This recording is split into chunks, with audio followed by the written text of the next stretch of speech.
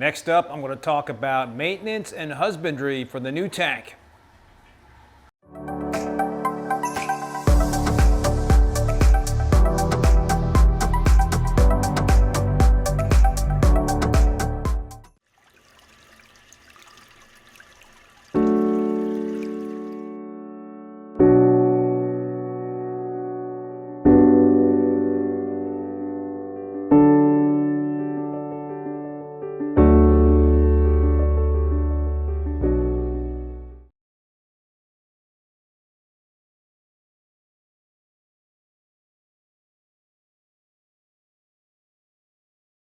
So every Saturday morning, I will typically walk down these stairs early in the morning to do maintenance on my tanks, and I'll typically spend Saturday doing maintenance on the 187 gallon tank with the lights are out right now. And typically on Sundays, I will do maintenance on the new 225 gallon Peninsula tank. But I don't spend a lot of time in this room doing maintenance because I have this remote sump room with all the equipment in for the most part. I have a calendar that I lean on heavily in terms of all the different things that I'm supposed to be doing on a weekly basis, a monthly basis, a quarterly basis, even a yearly basis. So I have one of these for each of the tanks, and this is the sheet for the new tank. So on a weekly basis, I will do a 10% water change on the tank, and I've got the whole water change system set up that I talked about in another video. So it really takes me literally, 5 minutes to do a 25 gallon water change. Just flip a couple of these levers around and I can pump the water out relatively easy into this slop sink using this flexible tubing at the end of all the PVC pipe that I had plumbed in here. But before I do that, what I'll typically do is, just as a precaution, I'll test the specific gravity in my 55 gallon saltwater makeup drum, just to make sure that it's is within the acceptable range. And I usually like to be 1.025 1.026 in terms of specific gravity.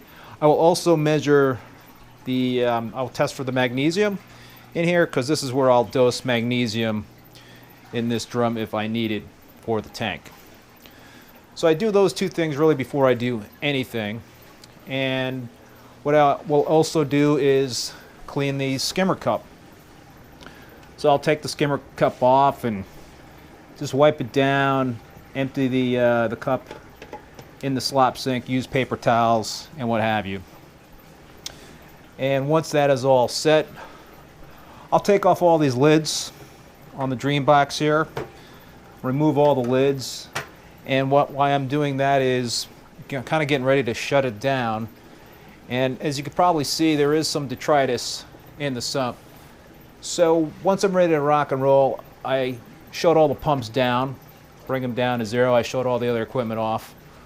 I will pull out the filter socks, and I will take all 10 of these filter socks out, bring them in a bucket. Real easy to have this short garden hose that I hook up to the slop sink, and I'll just blast them with hot water. It cleans them off real easily. They're nylon, they're not fabric, so they're pretty easy to clean. So I'll pull all the filter socks out, take all the lids off, and I will siphon to get all the detritus out of the Dream Box here, because detritus is not a good thing, right, to have. It can help the nutrients build up, and you don't want the excess nutrients. At one point in time, I had been also siphoning out the detritus on the bare bottom tank here, but with the new flow that I got going, with the new MP60s that I added on top of the two MP40s, I really haven't had a need. There's not really a lot of detritus that's collected on the bottom since I made that switch. So I might do that again in the future, but recently it hasn't been necessary. So everything is shut down. I take all the detritus out, and then I will take 25 gallons out of the sump typically. Try to do a 10% water change. And then I will put the new makeup water back in once I know that the specific gravity and the magnesium levels are where I'm at. And again, it's just a matter of turning a couple of valves here and here, and it'll all go back in via this PVC plumbing that I got set up underneath the bench here and into the Dream Box. So that's the weekly water changes. The other thing that I will do is I have Kalkwasser dripping in 24/7. It's probably tough to see this, but you know, there could be some precipitate at the end of the 1/4-inch tubing right here. So I'll always take a toothbrush and make sure that that is clean so it's not clogged. You don't want to have that stuff clogged. And the other thing that I will do is I will also, I'm dosing a little nitrate, not a lot. In fact, I think right now I'm not dosing any because my nitrates are in the 25 part per million range for that tank. But what I do also is for the line that is going in for the nitrate, I will clean, I think it's back here, I will clean that 1/4-inch tubing as well. So I'll clean those dosing lines. The other stuff that I will do on a weekly basis is I will clean the top of these lids on the Dream Box just to make sure all the salt creep and what have you that you can see right here is off of them. I will also clean the lenses on the Mitra's fixtures to make sure, again, there's no salt that's splashed on the lenses. I don't want to have that impacting the par. I will also clean the top of the Euro bracing on the tank, again, eliminating any salt creep.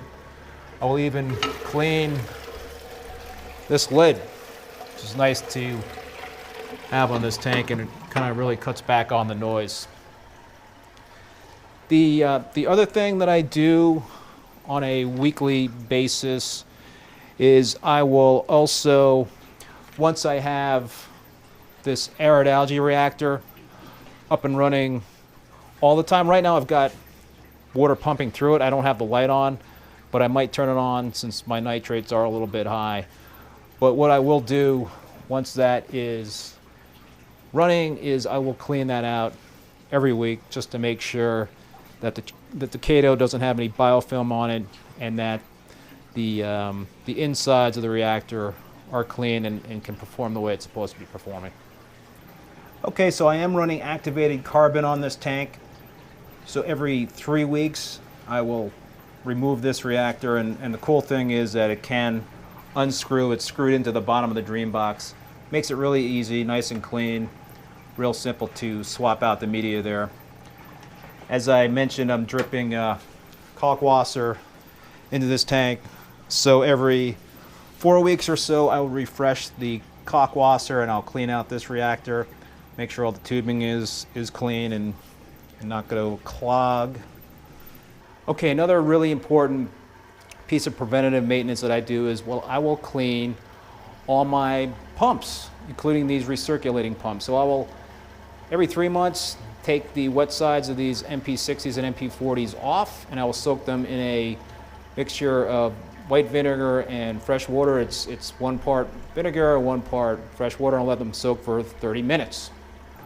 I will also clean my return pumps. Now I have 2 return pumps, in the Dream Box here, but again, it's really important. What I do is I will power them down, disassemble them, take the entire pump into that mixture of 1 part vinegar, 1 part water, and soak that pump, the impeller, and all the other parts, just to make sure that there's nothing in there that could cause that pump to seize up at some point down the road. And again, preventative maintenance is so important. You just don't want to have a pump to break down because you have not been staying on top of the maintenance. I will also do maintenance on the skimmer pump. see back here, it's kind of hard to see around. And I will also do maintenance on the pump that feeds the arid algae reactor. And again, I do these every 3 months just to make sure there's no issues. So another very important piece of maintenance that I do is replace the cartridges in my SpectraPure Auto DI unit. So I share the 225-gallon tank. I share this unit with my 187-gallon tank. So it produces the RDI water in this 55-gallon drum. And I'll swap out these cartridges every 5 months, maybe even sooner than that. It's just important. I don't want to have the potential issue of problematic algae propping up. So by keeping these cartridges fresh, keeps that water purified. And every, I don't know, 2 to 3 years, I'll replace the membranes. So every 3 weeks, I will calibrate the pH probes. I have 2 pH probes on the ProFlux 4 controller. I have one that reads the pH just for the tank itself. And then I have another pH probe that is in the top of this Reef Octopus calcium reactor here. So I will do the calibrations for those pH probes, and I will also do a calibration for the pH probe on the KH director, just to make sure everything is reading correctly. Every now and then I will also do a calibration on the conductivity probe on the ProFlux 4. Okay, so now here is a really important thing that I will do typically every 2 months, and I can't stress how important this is. Peristaltic pumps like this underneath the KH director and also this doser underneath the ProFlux 4, the peristaltic dosing heads need regular maintenance, because if they get dirt in there in terms of the rollers or on the tubing or on the shaft, then that can impact the performance. And the last thing you want to have happen is for the doser not to be dosing what it's supposed to be dosing. So I really am very religious about that. Now, one thing I keep handy in case I need them, and I do have a lot of these things, are these GHL dosing maintenance kits. So they've got spare rollers and covers and what have you. And it's just good to have these things on hand, even spare tubing if you need it. But I really try to stay on top of this stuff, because I don't want my dosing heads to not perform the way they're supposed to be performing. And what I also do after I do the maintenance is I recalibrate the dosing heads, just to make sure that, again, they are dosing what they're supposed to be doing. So that is a really critical piece of maintenance that I do every couple of months. I will also make sure that all the probes are clean when I'm doing the calibrations. So when I'm doing the pH calibrations and when I'm doing the conductivity calibrations, I will make sure that all the mainly it's carbonate precipitate that can impact or get on the sensors on these probes. So I just make sure I clean them off on a regular basis when I do those calibrations. And one last thing about the probes, the pH probe, typically that needs to be replaced once a year. The conductivity probe can last a couple of years, so it just kind of depends on the performance. And I think the temperature probe can last a pretty long time too. Again, it's just something you got to keep an eye on. If they start looking, they start kind of giving some measurements that are not in line with what you've been getting before, then I think it's time for them to be replaced. So the final thing I will do in my weekly maintenance is test my key water parameters. And I mentioned this a couple of videos ago, but I use the ProFlux 4 to constantly monitor the pH, the temperature, and the conductivity. And I also have the KH director to constantly monitor the DKH. I will use these Saliford test kits to measure magnesium, nitrate, and calcium.